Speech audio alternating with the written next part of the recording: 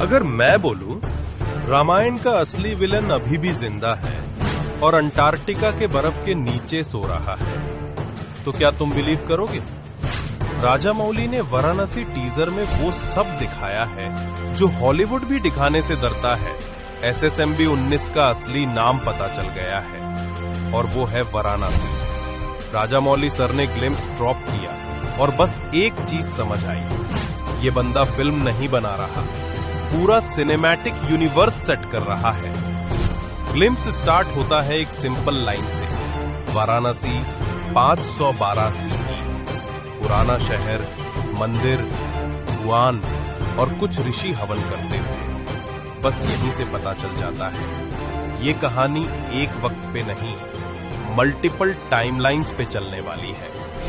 फिर जंप होता है 2007 और एक बड़ा ट्विस्ट मिलता है। अर्थ पे एक एस्ट्रॉयड गिरा है, नाम है एस्ट्रॉयड संभवी।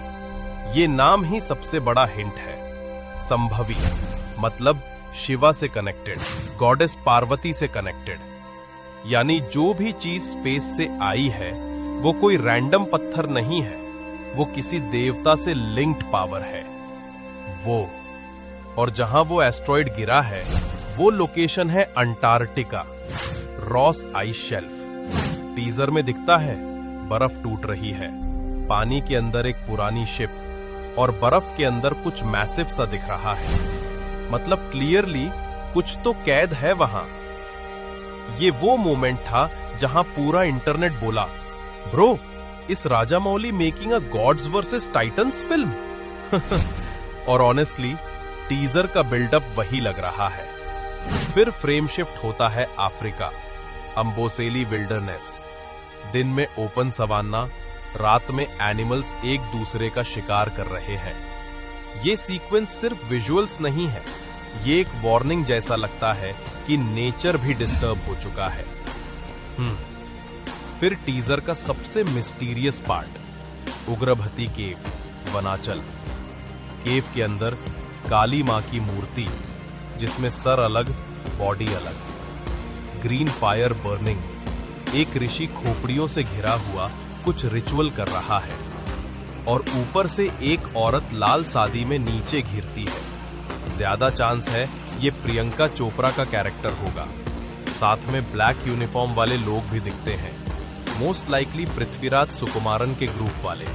कोई पुरानी शक्ति को अनलॉक करने की कोशिश कर रहा है और कोई उससे कंट्रोल करना चाहता है। यहां से टीजर एकदम गियर चेंज करता है। 7200 BCE, लंका नगरम। हाँ, रामायण एरा लंका। स्क्रीन पर बैटलफील्ड दिखता है, आग, धुआं और एक साइड पर बजरंगबाली एक पूरा पीड़ पकड़ के थ्रो करने को रेडी। वानर सेना राम का झंडा लेके चार्ज कर रही है और सबसे ऊपर एक लिविंग पिरामिड के टॉप पे प्रभु श्री राम ब्लू लाइट वाला तीर तन्ने हुए किसी ह्यूज टाइटन की डायरेक्शन में। बस यहां से समझ आ जाता है राजामौली माइथोलॉजी को साइफाई डिजास्टर के साथ जोड़ रहे हैं। शायद जो टाइटन एंटार्कटिका में फ्रोजन है वही लंका के टाइम पर लॉक किया गया था और अब एस्टेरॉयड संभवी ने उससे एक्टिवेट कर दिया। यानी पास्ट का वॉर अब प्रेजेंट में लौटने वाला है। फिर टीजर वापस ले आता है जहां सब शुरू हुआ था, मणिकर्णिका घाट, वाराणसी, मुक्ति का घाट, जहां से एक ब्लू बीम आसमान में शूट होता है। लाइफ एंड डेथ, पुराना एंड नया, देवता एंड राक्षस, सब एक ही शहर से लिंक्ड है, वाराणसी। और तब फाइनली महेश बाबू की लाइव एक्शन एंट्री, नंदी पर बैठा हुआ, हाथ में त्रिशूल, आंखों में एकदम शांति पर अंदर से आग।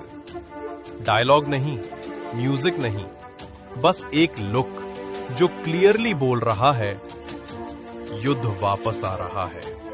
और वो युद्ध लंका में नहीं, एंटार्कटिका में नहीं, बनारस की जमीन पर होगा। ये सिर्फ टीजर नहीं है, ये राजामौली का अनाउंसमेंट है कि मैं 2007 में दुनिया को फिर से हिला दूंगा। और ऑनेस्टली जितना वर्ल्ड बिल्डिंग इस ग्लिम्स में है उतना नॉर्मली एक पूरी फिल्म में होता है। ऑफ कैमरा बात यह भी चल रही है, ये सिंगल फिल्म नहीं लग रही। इसका स्केल इतना बड़ा है कि ये 2 पार्ट इवेंट या ट्रिलॉजी बन सकती है। और अगर ऐसा हुआ no one will be surprised. Teaser का बेस्ट पार्ट है हीरो से ज्यादा इंपॉर्टेंस वर्ल्ड को दी गई है और इसी वजह से ये ग्लिम्स एपिक लगता है। मेरे हिसाब से ये फिल्म आरआरआर जैसे सक्सेस पे नहीं रुकेगी। राजा मौली का गोल सीधा बफ्ता, गोल्डन ग्लोब्स, ऑस्कर्स वाला लग रहा है और आईमैक्स फोकस देख के लगता है ये फिल्म इंडिया के लिए नहीं, ग्लोबल थिएटर एक्सपीरियंस के लिए बन रही है। तो भाई अब तुम बोलो, तुम्हें टीजर का सबसे किलर मोमेंट कौन सा लगा? लंका वॉर, एंटार्क्टिका का टाइटन टीज या महेश बाबू की नंदी एंट्री? और एक और सवाल, एस्टेरॉइड संभवी आखिर है क्या? वेपन, पावर सोर्स या किसी देवता का वार्निंग सिग्नल? कमेंट्स में अपनी थ्योरी फोड़ो। बेस्ट थ्योरी को मैं नेक्स्ट वीडियो में उठाऊंगा। मैं हूं तुम्हारा दोस्त। सिनेमा को फील करो, सिर्फ देखो मत।